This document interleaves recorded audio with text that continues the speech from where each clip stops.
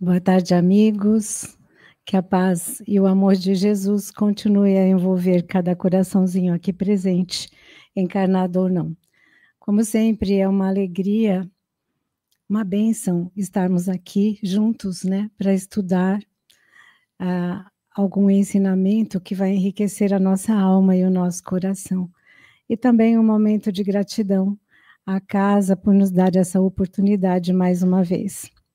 Eu quero começar fazendo uma pergunta. Vocês gostam de música? E forró?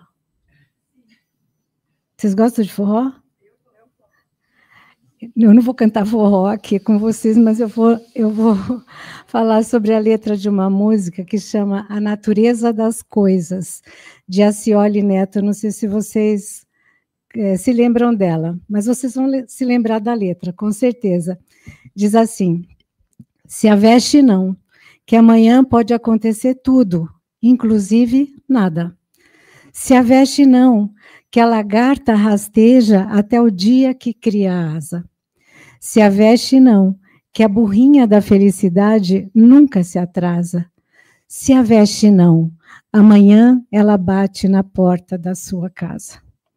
E continua, eu não vou ler a música inteira, mas ela continua assim, num verdadeiro chamado de otimismo e de confiança no dia de amanhã. Mas tem alguém que há muito mais tempo atrás do que esse nosso autor pernambucano contemporâneo trouxe para a gente, tem alguém que há muito mais tempo atrás falou a mesma coisa com outras palavras. Era um dia em que ele estava na montanha e ele tinha dito coisas muito lindas, belíssimas, completamente diferentes do que outros rabis já tinham dito. Mas ele, naquele momento, olhando toda aquela multidão heterogênea à sua volta, vendo aqueles rostinhos, muitos deles tristes e preocupados, teve um momento de compaixão paternal, um pouco mais do que normalmente ele já tinha, e olhando para aqueles rostos todos, ele disse assim: não vos inquieteis com o dia de amanhã. Olhai os pássaros no céu, eles não plantam, eles não colhem, mas o Pai Celeste os alimenta diariamente. Olhai os lírios do campo, que não plantam, não semeiam, não fiam, mas nem o rei Salomão, com toda a sua riqueza, conseguiu vestir-se como qualquer um desses lírios. Não vos inquieteis com o dia de amanhã. Não é a mesma coisa se a veste não? Né? Então, quando Jesus pronunciou essas palavras no Sermão da Montanha, o que será que ele já estava vendo naquela condição? Ele via, e na maioria daquele povo que estava ali, a preocupação com a sobrevivência, com a subsistência. Então, por isso, ele se referiu à comida e ao abrigo, à necessidade de proteger o corpo, né? E a comida, porque é o alimento interno que nos mantém vivos nessa vida.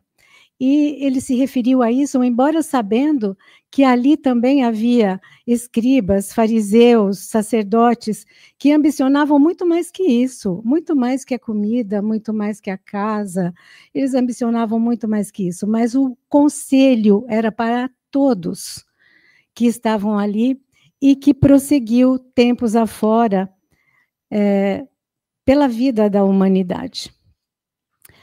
Então, claro está que quando Jesus disse olhai os lírios do campo, olhai os pássaros no céu, que não se preocupam, mas são nutridos, são vestidos e são nutridos, ele não estava querendo fazer um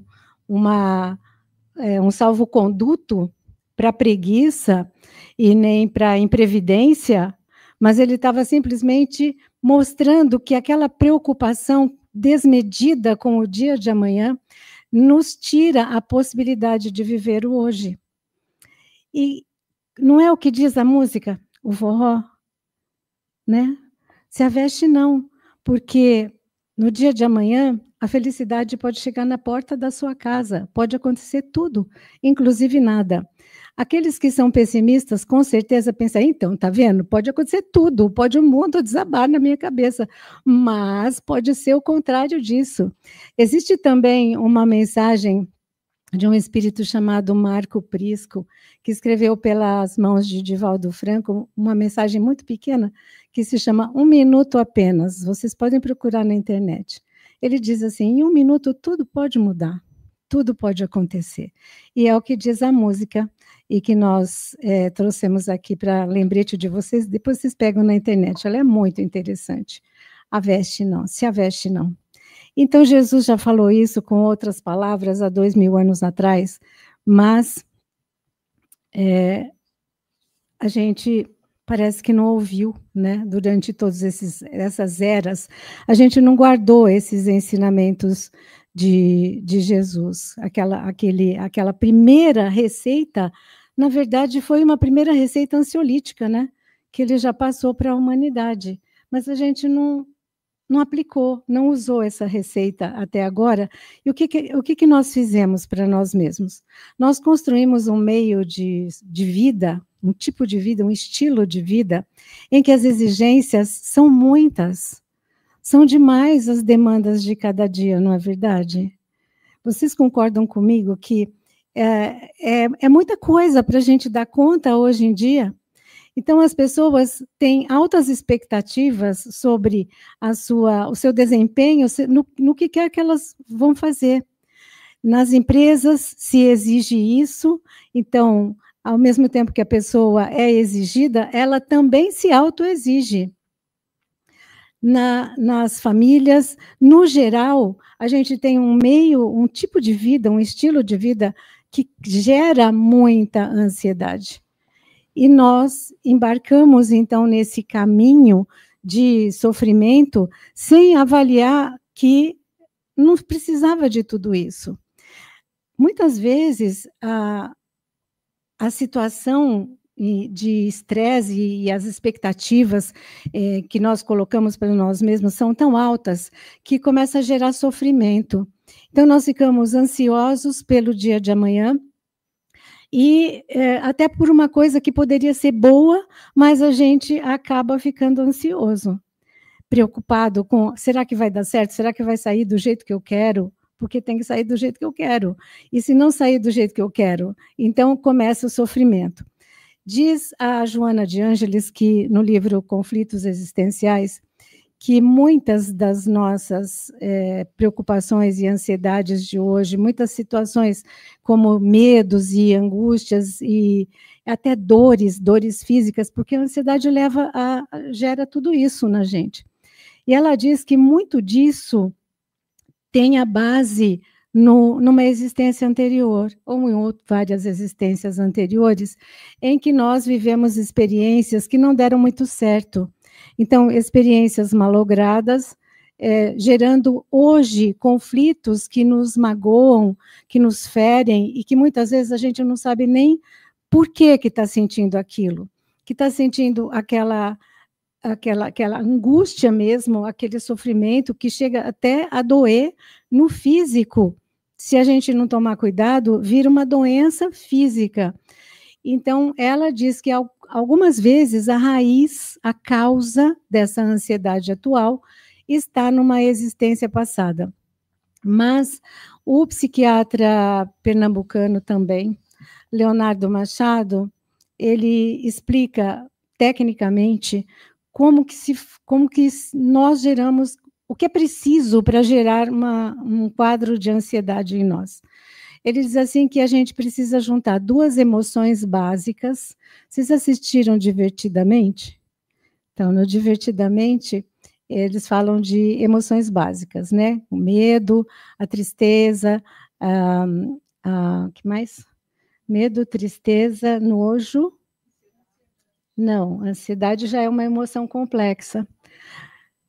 Alegria, surpresa, também é uma emoção que, na verdade, ela é neutra, né? A surpresa é neutra, porque pode ser uma coisa boa ou uma coisa negativa. Bom, Diz o psiquiatra que é preciso juntar duas emoções para gerar uma outra emoção que já é uma emoção complexa, que é a ansiedade. Complexa porque ela é composta. Né? Se você tem uma emoção simples, se você tem um medo de alguma coisa, é uma emoção simples. Você sabe que você tem medo de cachorro, por exemplo, de cachorro grande. Você tem medo de cachorro grande. Então, se você vê um cachorro grande, você já desvia ou você já começa a suar frio. Não é assim? Alguma coisa lá na tua vida gerou esse medo que hoje se apresenta. Mas quando você tem um quadro de ansiedade, você tem o medo junto com uma surpresa que você não sabe de quê. E que, quando, no geral, essa ansiedade nos leva mais para o lado do sofrimento. Então, eu tenho um medo do que vai me acontecer no futuro, do que pode me acontecer no futuro, mas eu não sei do que é. Eu só sei que eu tenho aquele medo e, às vezes, a situação é potencializada de tal maneira que entra em pânico. A pessoa entra num sofrimento sem controle, de precisar ir para o hospital e tudo mais. E os exames não mostram nada físico, mas ela acha que vai morrer, porque a sensação é essa. Então, ele explica que realmente para a pessoa existe essa situação de grande dor e de grande sofrimento. Mas existe também uma ansiedade que é boa, que é aquela expectativa de quando você vai realizar alguma coisa legal. Então, toda noiva, quando vai casar, né, está preparando lá o casamento, etc., ela também entra num quadro de ansiedade. Às vezes até precisa de remédio, mas é uma expectativa de algo bom que vai acontecer, então é diferente. É diferente dessa ansiedade que está virando níveis epidêmicos na humanidade e que está gerando doenças realmente necessitadas de ajuda, né, para poder vencer essa situação. Então, assim como os efeitos, né, do quadro de ansiedade em cada um de nós varia, a causa também pode variar. Pode ser essas experiências, pode ser uma experiência dessa encarnação, que vai, uma experiência dolorosa, por exemplo, no caso de uma ansiedade que traz sofrimento, e que nós ficamos assustados, atemorizados, e a partir daí começamos a gerar esse quadro de sofrimento que é difícil de controlar. Então, foi por conhecer a vida humana que Jesus, o ser humano, né, que Jesus já colocou para a gente lá atrás: olhai os lírios do campo, não vos inquieteis com o dia de amanhã. Não é o se aveste, não? Né? Se aveste, não se preocupe com o dia de amanhã, cuida do hoje. Muito bem. Nós também, ao longo do tempo, vamos dizer assim, do século retrasado para cá, tivemos uma outra orientação no mesmo sentido. A pergunta que Kardec fez aos espíritos, a questão 922, quando Kardec perguntou se não tem uma receitinha básica de felicidade para todo mundo? Aí os espíritos responderam assim: olha, para a vida material, a posse do necessário. Para a vida moral, consciência tranquila e fé no futuro. Só repetiram o que Jesus já tinha falado, não é? Então, só que o que é a posse do necessário para nós hoje? Jesus se referia a quê? Comida e abrigo. Mas para nós complexamos isso aí, né? Então, tipo assim, mas que tipo de comida? Será que é arroz e feijão? Né? Que tipo de comida eu fico ansioso para comer, né? O que eu quero? Que casa que eu quero? Que casa que é? Que carro que é? Será que as comparações também que a gente faz, né? Como é que aquela criatura consegue uma casa daquela, uma BMW, e eu estou aí com o meu carrinho caindo nos pedaços? Então, não, eu vou trabalhar mais e eu vou conseguir também uma coisa melhor. Então, isso vai gerar um outro tipo de ansiedade, porque é uma expectativa alta demais, ambiciosa demais. Então, fomos nós que complicamos a coisa no meio do caminho, de lá até aqui. E esses quadros de expectativa muito alta, de meta muito alta a ser alcançada, acaba por gerar também quadros de baixa autoestima, porque é difícil alcançar. Se você põe uma expectativa alta demais para você, que com certeza você não vai conseguir chegar lá, chega um momento em que você vai se sentir como? Arrasado, né? Não, eu não consigo, eu não tenho condições, eu não tenho capacidade, e começa a baixar, então, o seu nível de estima, e o teu sofrimento vai aí por esse caminho, piorando, né? Muito bem. Então,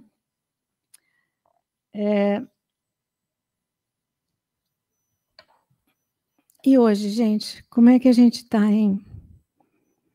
Como é que a gente está no nosso dia a dia, nas nossas expectativas? Mas antes de nós falarmos um pouquinho sobre isso, eu quero dizer a vocês que a Joana de Ângeles, no mesmo livro Conflitos Existenciais, ela fala que tem jeito, tanto de evitar chegar nesse quadro de alta ansiedade, quanto de, ou seja, prevenir, né? Então, a ansiedade, quanto de tratar.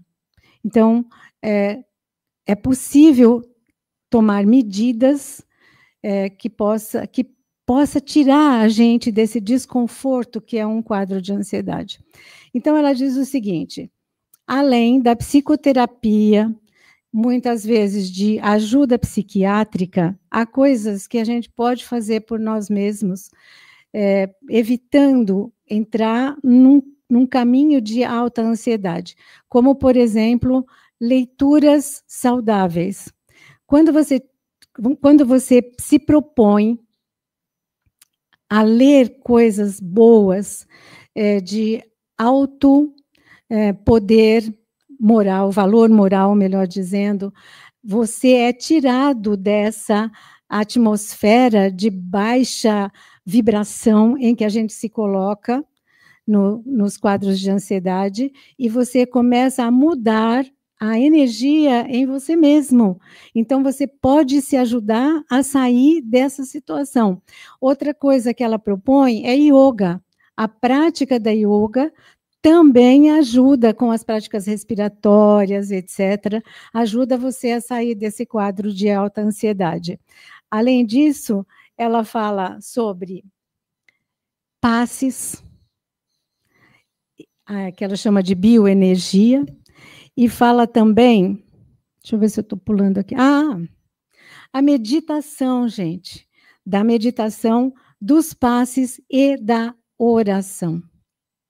Então, nesse ponto da nossa conversa, eu não posso deixar de me referir às nossas reuniões espirituais, porque aqui a gente faz de tudo isso, né? A gente faz leitura, a gente conversa um pouco sobre o Evangelho para trazer, melhorar o nosso nível de energia. De vocês? Da gente?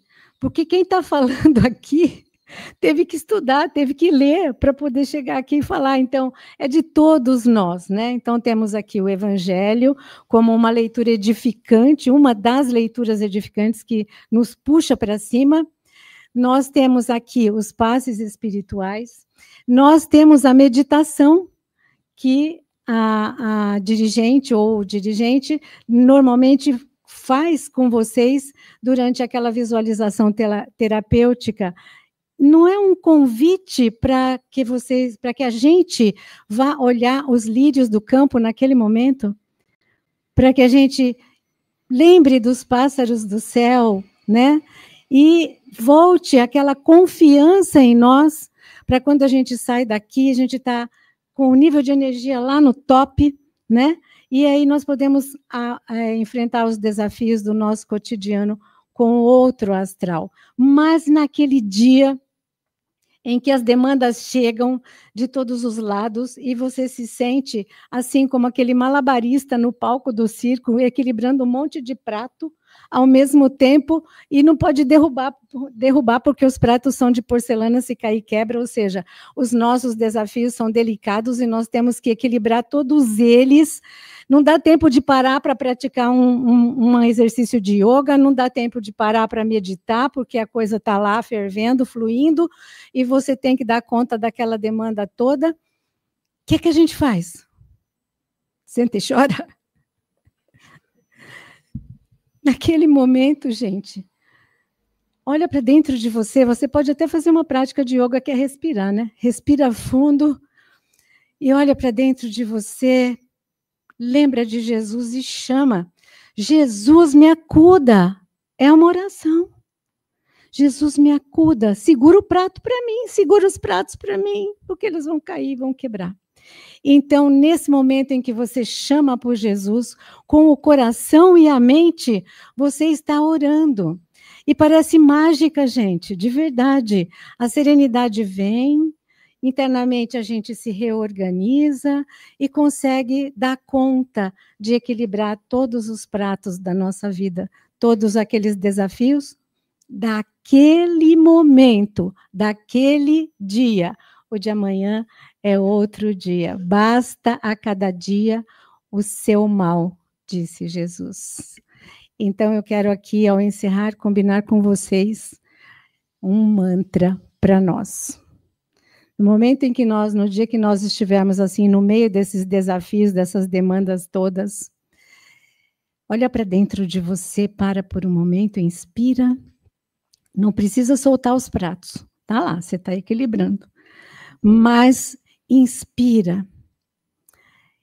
Sinta-se olhando os lírios do campo e as aves do céu. Depois você dá um sorriso maroto, uma piscadinha para você mesmo e fala assim, se aveste não. Tá bom? Uma boa tarde. Que Jesus os abençoe, os proteja e os cubra de bênção sempre. Agora com a Silvana, nós vamos olhar os lírios do campo.